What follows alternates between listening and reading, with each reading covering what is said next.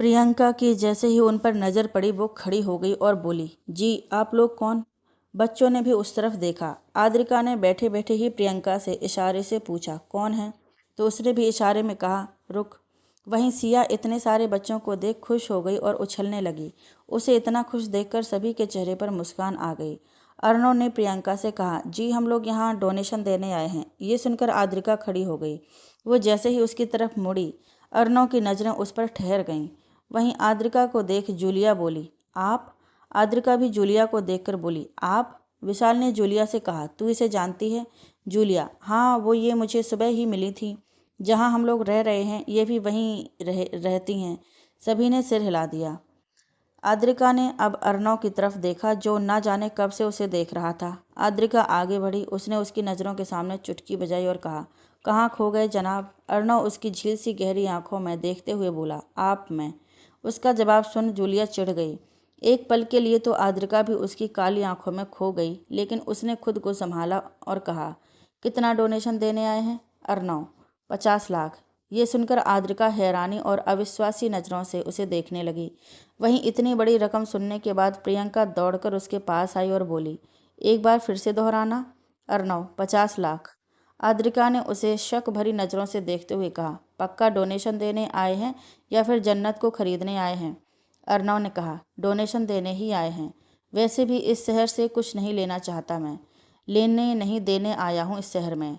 प्रियंका, वैसे इतना बड़ा डोनेशन? अर्णव ने सिया को देखते हुए कहा, जो कि इस वक्त बच्चों के साथ हंस रही थी। मेरी बच्ची की खुशी के आगे ये 50 लाख कुछ भी नहीं है। जन्नत के कारण मेरी बच्ची के होठों पर मुस्कान आई है, तो इसलिए जन्नत को मेरी तरफ से एक भेंट। आद्रिका ने सिया को देखा और फिर घुटनों पर बैठकर बोली, हेलो क्यूटी पाई। सिया ने उसकी तरफ देखा तो आद्रिका ने उसे अपनी तरफ आने का इशारा किया। सिया उसके पास आई। आद्रिका ने उसे उसके गाल छूकर कहा, क्या नाम है आपका? सिया बोली, सिया सिंह शेखावत। लेकिन आप मुझे क्यूटी पाई कहो।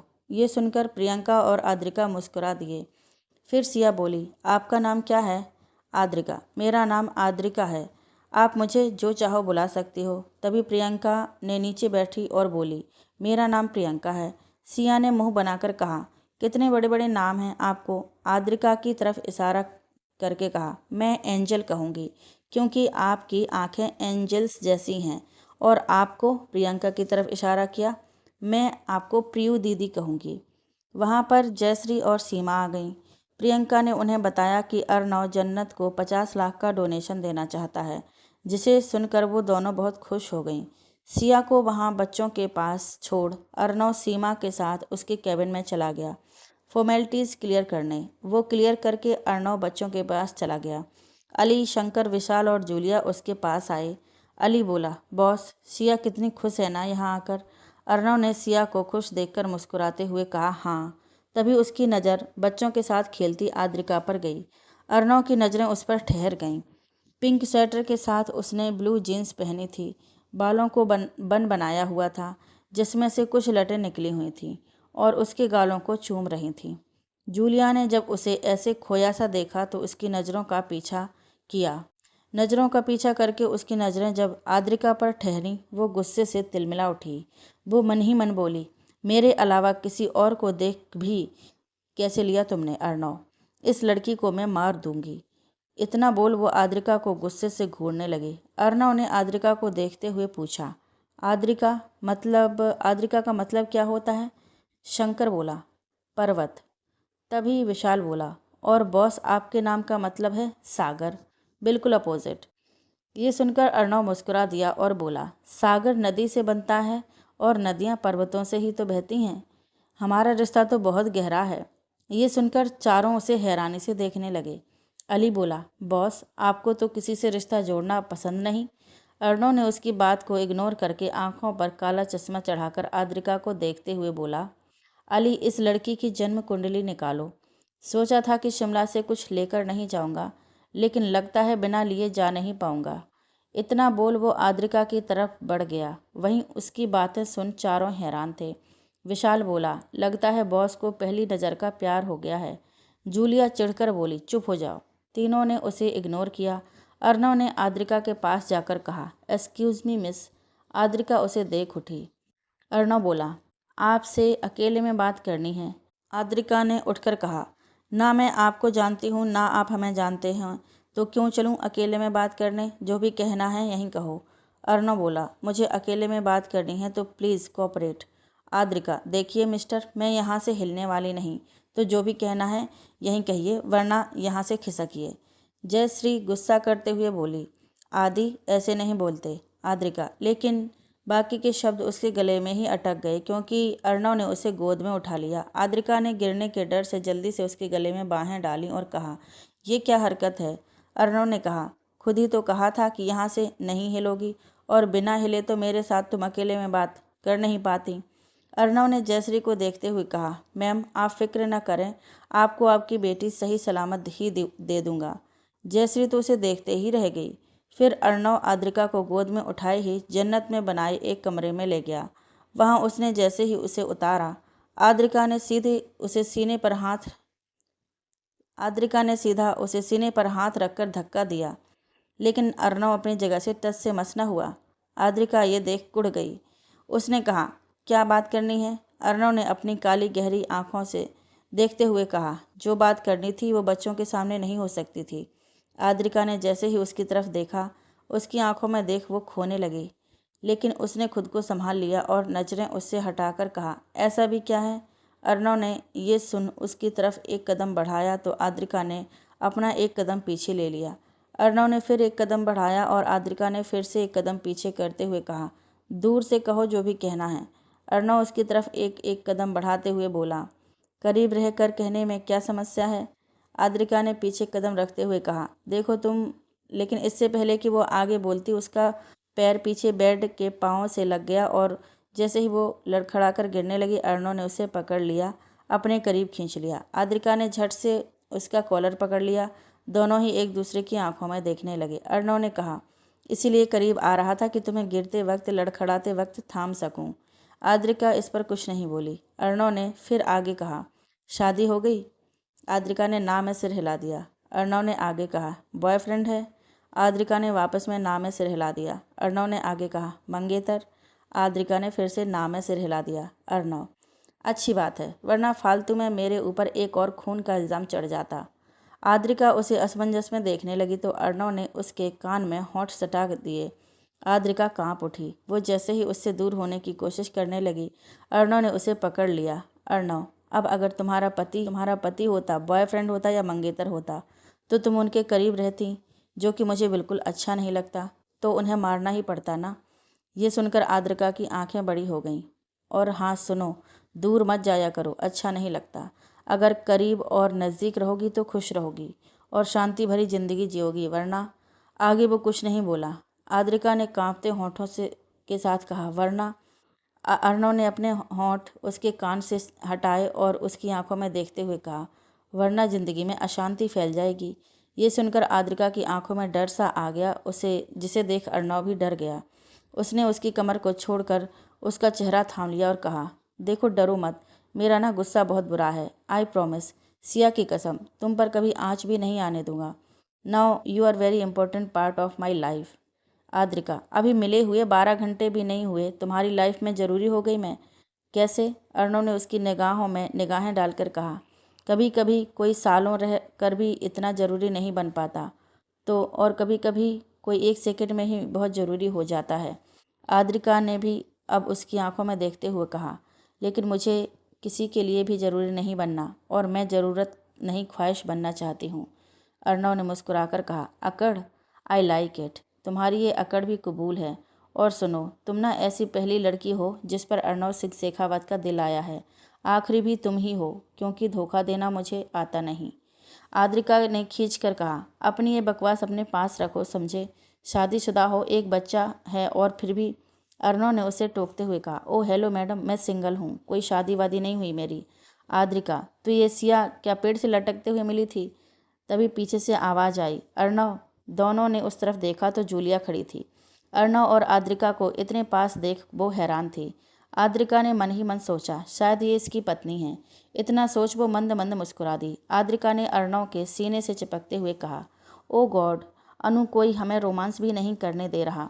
आद्रिका की बात सुन जहाँ जूलिया गुस्से में घूर रही थी उसे, वहीं अर्णव उसकी सारी चाल समझ रहा था। उसने आद्रिका का सिर अपने सीने से हटाया, जिसे देख जूलिया और आद्रिका दोनों ही मुस्कुरा दिए। लेकिन बाद में दोनों के ही चेहरे पर 12 बज गए, क्योंकि अर्णव ने अपने अधरों को आद्रिका के अधरों पर रखकर कहा, मुझे वैसे भी खुल्लम खुल्ला प्यार रोमांस करने में ही मज़ा आता है मेरी आदि। उसकी बात सुनकर आद्रिका चिढ़ गई और जूलिया ने गुस्से को शांत करने की नाकाम कोशिश करते हुए कहा, अर्णव, डीलर का फ़ोन आया है, वो हमारा वेट कर रहा है। जूलिया की बात सुनकर अर्णव का चेहरा सख्त हो गया। उसने आद्रिका को छोड़ दिया और जूलिया से कहा, चलो। इतना बोल वो जाने लगा, लेकिन फिर रुक गया। वो आद्रिका के पास गया, उसने उसका चेहरा अपने हाथों में भरा और कहा, अपना ध्यान रखना। इतना बोल वो पीछे हटा और फिर से बोला, एक फेवर कर सकती हो? सिया को कुछ देर के लिए अपने पास रख सकती हो? उसे मैं अपने साथ नहीं ले जा सकता और तुमसे ज़्यादा किसी और पर विश्वास नहीं कर सकता। जूलिया ने बताया कि सेम कॉलोनी है तो सिया को तुम्हारे घर से ले लूँगा। प्लीज़ मना मत करना, तुम्हारे अलावा किसी और के पास नहीं छोड़ सकता। आद्रिका ने कुछ सोचकर कहा, ठीक है। अर्णव ने फिर झट से अपना फ़ोन निकाला और कहा, नंबर। आद्रिका ने मुस्कुराते हुए उसे नंबर दिया और फिर कहा, माँ का है। ये बात सुन अर्णव उसे घूरने लगा तो आद्रिका वहाँ से चली गई। जूलिया, जो कि गुस्से और नफरत भरी नज़रों से आद्रिका को देख रही थी, उसने अर्णव के करीब जाकर उसके कंधे पर हाथ रखकर कहा, अर्णव चलें। अर्णव ने चिढ़कर उसका हाथ अपने कंधे से हटाया और उसे धमकी भरे लहजे में कहा, मेरे करीब मत आना, ये हक किसी और का है। इतना बोल वो वहाँ से चला गया। जूलिया ने अपनी मुट्ठियाँ कसते हुए कहा, अर्णव सिर्फ और सिर्फ मेरा है, उसके करीब जाने का हक सिर्फ मेरा है, और अगर उसने वो हक तुम्हें दे दिया है तो जूलिया को छीनना भी आता है। अगर तुम्हारी ज़िंदगी जहन्नुम ना बना दी ना आद्रिका शर्मा, तो मैं भी राजपूत नहीं। इतना बोल जूलिया वहाँ से चली गई। वहीं गार्डन में आकर अर्णव सिया से बोला, सिया। सिया अर्णव के पास आई। अर्णव ने आद्रिका की तरफ इशारा करते हुए कहा, आपको वो पसंद है? सिया ने हाँ में सिर हिलाते हुए कहा, हाँ, एंजल बहुत अच्छी है, लेकिन उन्होंने सभी बच्चों के किस किया है। अर्णव, आपको नहीं किया? सिया बोली, नहीं, मेरे तो 2 किस किए। अर्णव ने ना समझे भाव से कहा, फिर? सिया बोली, उन्होंने बाकियों को क्यों किस किया? वो तो सिर्फ मेरी एंजल है। उसकी पॉजिटिवनेस देखकर अर्णव मुस्कुरा दिया और मन ही मन बोला, बिल्कुल मुझ पर गई है। अर्णव ने सिया से कहा, कोई बात नहीं, अब आप उन्हीं के साथ रहोगे आज तो फिर वो सिर्फ आपको किस करेंगी। सिया उछलते हुए बोली, सच्ची? अर्णव ने मुस्कुराते हुए सिर हिला दिया। सिया दौड़कर आद्रिका के पास गई, जो कि जयश्री के पास खड़ी चाय पी रही थी। वो उसके स्वेटर को खींचते हुए बोली, एंजल।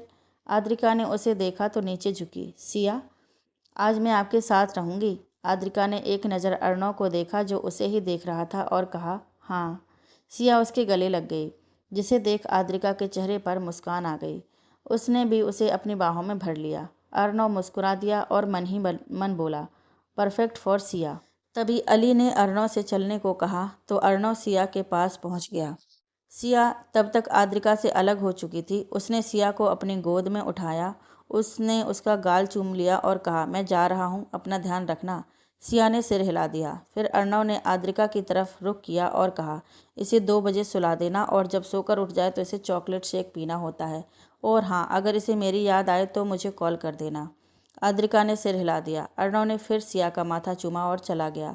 आद्रिका को इतना तो एहसास हो चुका था कि अर्णव सिया से बहुत प्यार करता है और उसके लिए कुछ भी कर सकता है, लेकिन अभी भी उसे समझ नहीं आ रहा था कि अगर वो शादीशुदा है और उसके साथ, तो फिर उसके साथ ऐसे बर्ताव क्यों। शाम के 4 बजे जयश्री और आद्रिका सिया को अपने साथ घर ले जाने लगते हैं। जब सिया देखती है कि बाइक पर जाना है तो वो आद्रिका से बोली, एंजल, बाइक? आद्रिका ने सिर हिला दिया और हेलमेट पहनने लगी तो सिया बोली, आप चलाओगी? आद्रिका ने हाँ में सिर हिला दिया। आद्रिका ने जयश्री से कहलवाकर सिया को अपने आगे बिठाया। आद्रिका ने उसे हैंडल पकड़ने को कह दिया ताकि वो गिरे ना। फिर जयश्री बैठी और फिर आद्रिका बाइक को उड़ा ले गई। जो रास्ता 30 मिनट में ख़त्म होता था, आद्रिका ने 20 मिनट में ख़त्म कर लिया। 20 मिनट में वो घर पहुंच चुके थे। जयश्री उतरी। जैसे ही सिया की नज़र उस पर पड़ी, वो हंसने लगी और बोली, आंटी, आपके बाल। जयश्री के सारे बाल खराब हो चुके थे। जयश्री आद्रिका को घूरने लगी। आद्रिका ने चेहरा घुमाकर कहा, सिया को नीचे उतारिए और घर का गेट खोलिए ताकि बाइक अंदर कर लूँ। जयश्री ने सिया को नीचे उतारा और फिर घर के का गेट खोला। आद्रिका ने बाइक अंदर लगाई और फिर उतर गई। सिया दौड़कर आद्रिका के पास आई और बोली, एंजल, मुझे बाइक बहुत अच्छी लगी। आद्रिका मुस्कुरा दी। जयश्री ने घर का दरवाज़ा खोला और तीनों अंदर गए। सिया घर देखने लगी, तभी उसकी नज़र घर के मंदिर पर पड़ी।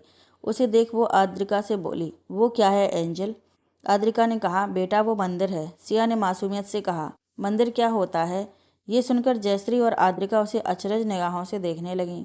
आद्रिका ने उसके पास घुटनों पर झुककर कहा, आपके घर में मंदिर नहीं है? सिया ने ना में सिर हिला दिया। आद्रिका हैरानी से उसे देखने लगी। फिर आद्रिका ने उससे उसके सैंडल उतारने को कहे और खुद के भी जूते उतारे। फिर उसने सिया को गोद में उठाया और मंदिर में गई। मंदिर में चलकर आद्रिका ने खुद भी माथा टेका और सिया को भी टिकाया। फिर आद्रिका ने शिव पार्वती की मूर्ति की तरफ इशारा करके कहा, ये हैं देवों के देव महादेव और ये हैं इनकी पत्नी माँ पार्वती। सिया ने सिर हिला दिया। फिर आद्रिका उसे बाहर ले गई। आद्रिका ने सिया से इतना कुछ नहीं पूछा। तभी जयश्री जो किचन में थी वो आई। उसके हाथ में एक ट्रे थी जिस पर एक गिलास था चॉकलेट शेक का। उन्होंने वो सिया को दिया। सिया ने झट से पी लिया। फिर आद्रिका उसे अपने साथ अपने कमरे में ले गई। वहाँ दोनों ने थोड़ी देर खेला और फिर सिया सो गई। उसके सो जाने के बाद आद्रिका ने इसे अच्छे से कंबल उढ़ाया और फिर अपनी पढ़ाई में मगन हो गई। शाम 6 बजे अर्णव अपनी डील करके सीधा पर्वत कॉलोनी पहुंचा। सभी विमला के घर गए। फिर अर्णव ने विमला से आद्रिका के घर के बारे में पूछा और अकेला ही वहां चला गया। उसने घर की बेल बजाई तो जयश्री ने दरवाज़ा खोला। अर्णव को देख वो मुस्कुरा दी और उसे अंदर आने के लिए जगह दी। अर्णव अंदर आया और घर देखने लगा। जयश्री उसके लिए पानी ले आई। अर्णव ने पानी पिया और कहा, आंटी सिया। जयश्री बोली, बेटा वो ऊपर आदि के कमरे में है, तुम चले जाओ। अर्णव सिर हिलाकर चला गया और जयश्री किचन में। आद्रिका के कमरे का दरवाज़ा खुला था तो अर्णव सीधा अंदर चला गया। अंदर जाकर उसने देखा कि आद्रिका बैठे बैठे ही सोई हुई थी। आंखों पर चश्मा, सीने पर किताब और हाथों में पेन था। साइड पर ही सिया लेटी हुई थी। सिया का एक हाथ आद्रिका के पेट पर था। दोनों को ऐसे सोता देख अर्णव मुस्कुरा दिया। अर्णव ने जल्दी से फ़ोन निकाल कर फ़ोटो खींच ली। फिर बिना उसे परेशान किए सिया को आहिस्ता से गोद में उठाने लगा। लेकिन जैसे ही आद्रिका के पेट से सिया का हाथ हटा, आद्रिका की नींद खुल गई। आद्रिका ने जैसे ही अर्णव को देखा वो सीधी होकर बैठ गई। उसने अपने चश्मे निकाले। आद्रिका को उठा देख अर्णव बोला, सॉरी, वो सिया को लेने आया था। आद्रिका ने सिर हिला दिया। अर्णव सिया को लेकर जैसे ही वहाँ से जाने लगा, आद्रिका बोली, कल सुबह 8 बजे कॉलोनी से 100 मीटर दूर शिव मंदिर में मिलिए। अर्णव ने एक नज़र उसे देखा और फिर सिर हिलाकर चला गया। अर्णव नीचे आया तो जयश्री बोली, बेटा डिनर कर लो। अर्णव ने मुस्कुराकर कहा, नहीं आंटी, होटल में टेबल बुक किया हुआ है, अब बस वहीं जाएंगे। जयश्री कुछ नहीं बोली। अर्णव सिया को लेकर चला गया। वहीं अर्णव के जाने के बाद आद्रिका ने किताबों को एक तरफ किया और फिर से कंबल ओढ़कर लाइट बंद करके सो गई। अगली सुबह 8 बजे शिव मंदिर। अर्णव मंदिर के बाहर खड़ा आद्रिका का इंतजार कर रहा था। वो कभी घड़ी देखता तो कभी सामने। कुछ देर बाद उसे ग्रीन हुडी के साथ ब्लैक जीन्स पहने वो आती दिखी। उसे देखकर अर्णव की नज़रें उस पर टिक गईं। आद्रिका ने बाहर ही दुकान से एक पूजा के लिए थाल ली और अर्णव को देख उसकी तरफ बढ़ गई। अर्णव के पास आकर उसे कहा, बाहर क्यों खड़े हैं, अंदर चलिए। अर्णव ने एक नज़र अंदर मंदिर में देखा और फिर आद्रिका को देखते हुए कहा, तुम जाओ, मैं यहीं इंतज़ार कर रहा हूँ। आद्रिका ने कुछ पल उसे देखा। फिर उसने एक हाथ में थाली पकड़ी और दूसरे हाथ से अर्णव का हाथ पकड़कर उसे अंदर ले जाने लगी। आद्रिका के हाथ के स्पर्श से अर्णव के दिल के तार झंझना उठे। वो हैरानी से आद्रिका को देखने लगा। वहीं आद्रिका को भी उसका हाथ पकड़ने से अलग एहसास हुआ था, लेकिन उसने उन्हें नज़रअंदाज कर दिया। अर्णव को पता ही नहीं लगा कि वो मंदिर के अंदर आ चुका है। आद्रिका अंदर आकर रुक गई। उसने उसका हाथ छोड़ दिया। उसका हाथ छोड़ने से अर्णव होश में आया। उसने आसपास नज़रें घुमाकर देखा। जब उसने अपने आप को मंदिर के अंदर पाया तो हैरानी से आद्रिका को देखने लगा, लेकिन उसे देखकर उसके चेहरे पर हैरानी से भरे भाव प्यार भरे भाव में बदल गए। वो प्यार से उसे निहारने लगा। आद्रिका ने पूजा की थाल पंडित जी को पकड़ा दी थी और खुद हाथ जोड़कर आंखें बंद करके प्रार्थना कर रही थी। अर्णव ने फिर आद्रिका से नज़र हटाकर सामने देखा जहाँ शिव पार्वती की मूर्ति थी, जिसे देख अर्णव के चेहरे पर फीकी मुस्कान आ गई। उसने मन ही मन कहा, अर्णव सिंह शेखावत का अगर कोई दुश्मन है तो वो सिर्फ आप हैं, सिर्फ आप। आपने मुझसे मेरा सब कुछ छीन लिया, यहाँ तक कि मेरा अपना शहर भी। लेकिन अब, फिर आद्रिका की तरफ देखते हुए, इसे आपको छीनने नहीं दूंगा। अगर ये मुझसे दूर गई तो ये दुनिया अर्णव सिंह शेखावत का वो रूप देखेगी जो किसी ने बुरे सपने में भी नहीं सोचा होगा। आपसे कुछ भी मांगने वाला नहीं, क्योंकि मुझसे आपने सब कुछ ले लिया है। इतना बोलकर उसकी आंखों में नमी आ गई और तभी आद्रिका ने आंखें खोलीं। उसकी आंखें खुलती देख अर्णव ने चेहरा घुमा लिया और उस नमी को अपने अंदर ही बसा लिया। फिर उसने उसकी तरफ चेहरा किया। आद्रिका ने एक नज़र उसकी आंखों में देखा और फिर शिवलिंग की तरफ बढ़ गई, जहाँ वो अभिषेक करने वाली ही थी कि पंडित जी बोले, बेटा जोड़े में करो। उन्होंने ये बात अर्णव की तरफ इशारा करके कही थी। अर्णव आगे बढ़ा और दोनों ने अभिषेक किया। अर्णव करना नहीं चाहता था, लेकिन सिर्फ आद्रिका के साथ करने के लिए उसने किया। अभिषेक करने के बाद जब वो पंडित जी से प्रसाद लेने लगे, पंडित जी बोले, दोनों की जोड़ी शिव पार्वती की तरह ही है, सदा खुश रहो। ये सुनकर आद्रिका की आंखें बड़ी हो गईं। जैसे ही वो कुछ बोलने लगी, अर्णव बोल पड़ा, शुक्रिया पंडित जी। ये सुनकर आद्रिका उसे घूरने लगी। अर्णव ने उसका हाथ पकड़ लिया। दोनों ने प्रसाद लिया और बाहर आए। बाहर आकर आद्रिका ने अपना हाथ झटक दिया, जिससे अर्णव ने उसका हाथ छोड़ दिया। आद्रिका उसे घूरने लगी। अर्णव ने उसके घूरने को नज़रअंदाज करके बाहर बैठे गरीबों में अपना प्रसाद बांट दिया, जिसे देख आद्रिका को कुछ समझ नहीं आया। वो बोली, हमें अपना प्रसाद खुद खाना चाहिए, ना कि दूसरों को दे देना चाहिए। अर्णव ने एक नज़र उसे देखा और फिर कहा, जब मैं तुम्हारे इस शिव भगवान को ही नहीं मानता तो उनके उसूलों को, उनके प्रसाद को क्यों अपनाऊंगा। ये सुनकर आद्रिका हैरत भरे भाव से बोली, तुम नास्तिक हो। अर्णव ने एक नज़र उसे देखा और फिर पीछे मुड़कर मंदिर को देखकर कहा, कभी लगा नहीं था कि ये कहूँगा, लेकिन हाँ, हूँ मैं नास्तिक। ये बात सुनते ही आद्रिका उसे और हैरानी से देखने लगी। फिर जैसे ही वो वहाँ से जाने लगी, अर्णव ने उसकी तरफ मुड़कर उसका हाथ पकड़ लिया और कहा, तुमने मुझे यहाँ क्यों बुलाया था। आद्रिका उसकी तरफ मुड़ी। उसने कहा, बैठकर बातें करें। अर्णव ने सिर हिला दिया। दोनों मंदिर के पास बने पार्क में चले गए। वहाँ दोनों बेंच पर बैठे। आद्रिका ने सामने देखते हुए कहा, आप नास्तिक हैं तो ठीक है, लेकिन आपने सिया को मंदिर जैसे शब्द से वंचित क्यों रखा। अर्णव ने उसे देखते हुए कहा, क्योंकि मैं नहीं चाहता कि मेरी बेटी ऐसी शक्ति में विश्वास रखे जो है ही नहीं। ये सुनकर आद्रिका के चेहरे पर मुस्कान आ गई। वो बोली, तो आप मानते हैं कि शक्ति है। अर्णव ये सुनकर उसे नासमझी भाव से देखने लगा। आद्रिका बोली, आप चाहते तो आप शक्ति शब्द की जगह चीज़ या फिर लोग कह सकते थे, लेकिन आपने शक्ति कहा क्योंकि आप मानते हैं कि ये शक्ति है। देखिए, मैं नहीं जानती कि आप क्यों एक नन्ही सी बच्ची को भगवान से दूर रख रहे हैं, लेकिन आपको मैं बता दूं कि आप गलत कर रहे हैं। अगर अभी से वो वंचित रहेगी तो आगे भविष्य। अर्णव ने उसे टोकते हुए कहा, उसके भविष्य को सुधारने के लिए ही ये कर रहा हूँ। और सुनो, तुम्हें ज़्यादा फिक्र करने की ज़रूरत नहीं है। वो मेरी बेटी है। उसे क्या सिखाना है, किस बारे में जानकारी होनी चाहिए, ये मैं सब अच्छे से देख सकता हूँ। आद्रिका ने उसे एक नज़र देखा और वहाँ से उठकर बोली, सही कहा, माफ़ करिए।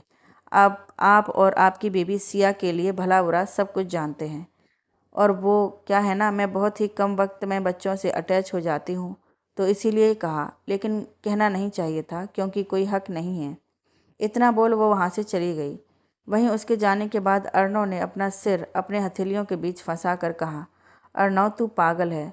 आद्रिका पैदल आई थी, इसलिए पैदल ही मंदिर से घर के लिए निकल गई। उसके जहन में अर्णव की कई बातें घूम रही थीं। उसने सिर झटक कर उन बातों को भी झटक दिया। वहीं दूसरी तरफ अर्णव को अपनी कई बातों का पछतावा हो रहा था। इसलिए वो पार्क से निकला और अपनी गाड़ी में बैठकर कॉलोनी को जाने वाले रास्ते पर धीमी गति से गाड़ी चलाने लगा। वो आसपास नज़रें घुमाकर आद्रिका को तलाशने लगा। कुछ दूरी पर वो उसे दिख गई। अर्णव ने गति बढ़ाकर सीधा उसके सामने गाड़ी रोकी। आद्रिका एक झटके से रुक गई। अर्णव ने गाड़ी का शीशा डाउन कर लिया, जिस कारण उसने उसे देख लिया, लेकिन फिर भी अनदेखा करके जैसे ही साइड से निकलने को हुई, अर्णव ने अपनी गाड़ी उस तरफ चला दी ये देख आद्रिका उसे घूरने लगी। अर्णव ने कहा, आकर बैठो। आद्रिका ने कुछ नहीं कहा और जैसे ही दूसरी साइड से निकलने लगी, अर्णव ने गाड़ी उस साइड पर मोड़ी और फिर कहा, आकर बैठ जाओ, वरना याद है ना जन्नत में कैसे लेकर गया था कमरे में। ये सुनते ही आद्रिका की आंखों के सामने वो लम्हा आ गया। उसने खुद ही गाड़ी में बैठना सही समझा और जाकर बैठ गई। ये देख अर्णव के चेहरे पर मुस्कान आ गई और वो बोला, समझदार हो। आद्रिका ने कुछ नहीं कहा। वो बाहर देखने लगी। ये देख अर्णव ने उसका हाथ पकड़ा और गियर पर रख दिया। आद्रिका चौंकते हुए उसे देखने लगी। उसने उससे अपना हाथ छुड़ाने की कोशिश करते हुए कहा, तुमने मेरा हाथ कैसे पकड़ा?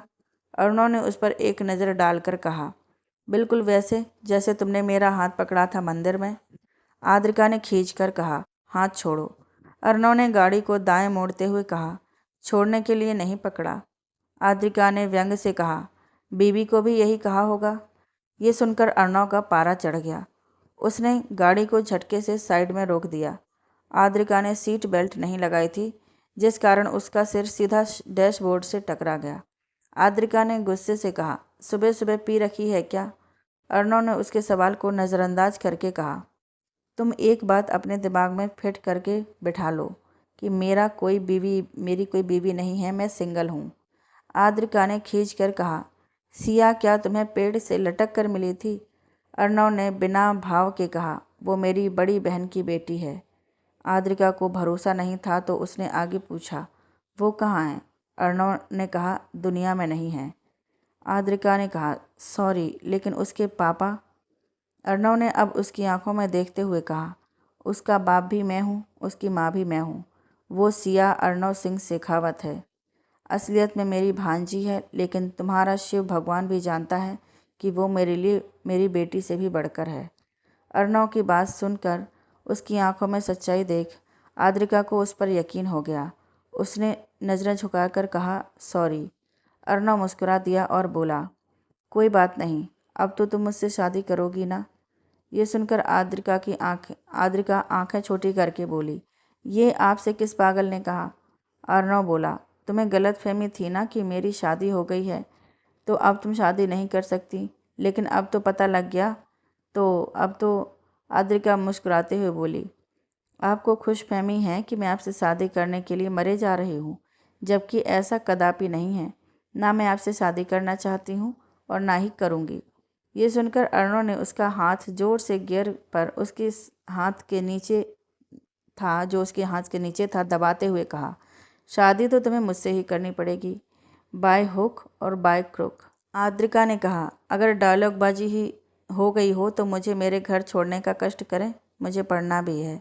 अर्णव ने गाड़ी आगे बढ़ाई और कुछ ही मिनटों में वो कॉलोनी के बाहर थे। आद्रिका जैसे ही दरवाज़ा खोलकर जाने लगी, उसके दिमाग में एक सवाल आया। उसने अर्णव की तरफ मुड़कर कहा, एक बात पूछूं? अर्णव ने उसकी तरफ देखते हुए अपनी सोनी भौहें उछाल दीं। आद्रिका ने कहा, आप क्यों मुझसे शादी करना चाहते हैं? ये सुनकर अर्णव के चेहरे पर एक लंबी सी मुस्कान आ गई। उसने उसकी आंखों में झांका और फिर कहा, बता दूं?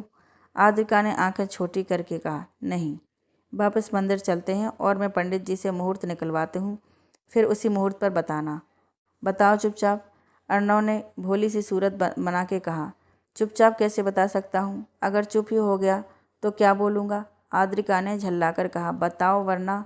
अर्णव को आद्रिका को ऐसे देख मज़ा आ रहा था। वो उसे और उकसाते हुए बोला, वरना? आद्रिका ने चिढ़कर कहा, वरना ऐसी की तैसी, मुझे जानना ही नहीं है। फालतू में समय बर्बाद कर दिया, इतनी देर में एक पूरा चैप्टर कंप्लीट कर लेती। इतना बोल वो गाड़ी से निकली और जाने लगी, लेकिन तभी उसके कानों में अर्णव की आवाज़ टकराई, सुनो। आद्रिका खींचकर पीछे मुड़ी। अर्णव भी गाड़ी से बाहर निकला हुआ था। वो बोला, मैं तुमसे इसलिए शादी करना चाहता हूँ क्योंकि मैं पागल हूँ तेरे इश्क में। अर्णव की बात सुनकर आद्रिका चौंक जाती है। वो फटाफट वहाँ से भाग गई। उसे भागता देख अर्णव मुस्कुरा दिया और खुद से बोला, पागल? वैसे पागल तो तुम होगी मेरे इश्क में, बिल्कुल वैसे जैसे मैं ही पागल तेरे इश्क में। इतना कहकर उसने अपने बालों में हाथ घुमाया और गाड़ी को लॉक करके घर की तरफ बढ़ गया। आद्रिका ने प्रसाद मंदिर में रखा और सीधा कमरे में भाग गई। कमरे में आकर वो सीधा बेड पर पीठ के बल गिरी। उसने खुद से कहा, क्या हो गया? वो शुक्र है वहाँ कोई नहीं था, वरना आज इज्जत की धज्जियाँ उड़ जाती। लेकिन उसने जो कहा वो, नहीं नहीं, अभी तो ढंग से बात तक नहीं हुई हमारे बीच, और ये इश्क विश्क फालतू की बातें हैं। आदि, तू should concentrate on your future. इतना बोल वो अपने बेड पर बैठी और किताब लेकर बैठ गई। अब उसका मन पढ़ाई में नहीं लग रहा था। उसके दिमाग में बार बार वही सब आ रहा था। उसने एक गहरी सांस ली और नीचे गई। जयश्री स्कूल गई हुई थी, इसलिए आद्रिका आज अकेली थी। आद्रिका ने अपने लिए चाय बनाई और कमरे में चली गई। उसने बेड पर से अपनी बुक, पेन और हाइलाइटर किया और बालकनी में जाकर झूले पर बैठ गई। बाहर का मौसम बहुत ही सुहावना था। हल्की हल्की धूप निकली हुई थी। बालकनी के सामने ही था अर्णव के कमरे की खिड़की, लेकिन अर्णव अपने कमरे में नहीं था। वो शंकर के कमरे में उससे बातें कर रहा था। वो बात करके अपने कमरे की तरफ बढ़ गया। आद्रिका चाय पीते हुए बुक पर ज़रूरी पॉइंट्स को मार्क कर रही थी और साथ साथ याद भी कर रही थी। अर्णव जब कमरे में आया तो उसने देखा कि सिया उठ चुकी है। वो सिया के पास गया और बोला, तो उठ गई हमारी प्रिंसेस?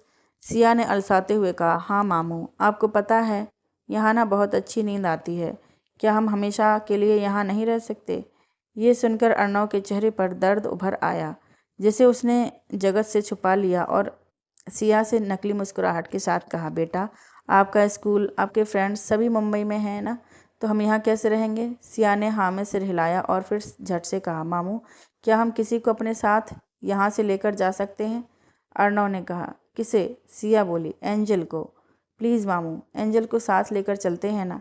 ये सुनकर अर्णव के चेहरे पर प्यारी सी मुस्कान आ गई। वो मन ही मन बोला, वो तो साथ जाएगी, वो भी मिसेस शेखावत बनकर। उसने सिया से कहा, बिल्कुल जाएंगी, आप जाओ और नहा लो। सिया खुश होकर उसके गाल को चूमकर बाथरूम की तरफ बढ़ जाती है और उसकी नज़र खिड़की के उस पार बालकनी में बैठी पड़ रही आद्रिका पर गई। उसने खिड़की के अंदर से ही चिल्लाकर कहा, एंजल। सिया की आवाज़ आद्रिका तक तो नहीं पहुंची, लेकिन अर्णव के कान के पर्दे जरूर फट गए। उसने हल्के गुस्से से कहा, सिया। सिया ने मासूमियत से आद्रिका की तरफ इशारा कर दिया। अर्णव ने जब वहां देखा तो मुस्कुरा दिया। उसने जाकर खिड़की खोली तो सिया खिड़की के पास आकर बोली, एंजल। आद्रिका के कानों में जब आवाज़ टकराई तो उसने नज़र उठाकर सामने देखा। सामने सिया को देख वो मुस्कुरा दी, लेकिन उसी वक्त अर्णव को देख उसने मुंह बना लिया। फिर सिया को देखते हुए कहा, क्या हुआ सिया? सिया बोली, एंजल, मुझे तुम्हारे पास आना है। ये सुनकर आद्रिका मुस्कुराते हुए बोली, सॉरी बेटा, पर आज नहीं, कल मेरा एग्ज़ाम है, तो आज नहीं, कल। ये सुनकर सिया मायूस हो गई, जो कि अर्णव और आद्रिका दोनों ने महसूस किया। फिर आद्रिका ने कहा, ठीक है, शाम को हम पार्क में चलेंगे। ये सुनकर सिया खुश हो गई। फिर अर्णव उसे नहा कर आने को कहता है तो वो चली जाती है। उसके जाने के बाद अर्णव आद्रिका से कुछ बोलने ही वाला होता है कि आद्रिका अपना सामान उठाकर अंदर कमरे में चली जाती है। बालकनी का दरवाज़ा बंद कर देती है। ये देख अर्णव का मुंह बन गया। तभी कमरे में अली आया और वो बोला, बॉस, वहाँ क्या कर रहे हैं?